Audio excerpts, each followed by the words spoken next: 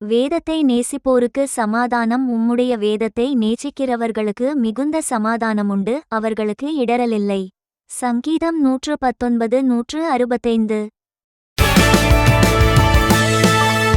திருமறையை நேசி, தினமும் நீ வாசி. திருமறையை நேசி, தினமும் நீ வாசி. மனம் அமைதியாகும், மகிழ்ச்சி பெருகும். மனம் அமைதியாகும், மகிழ்ச்சி பெருகும். திருமறையை நேசி, தினமும் நீ வாசி. திருமறையை நேசி, தினமும் நீ வாசி.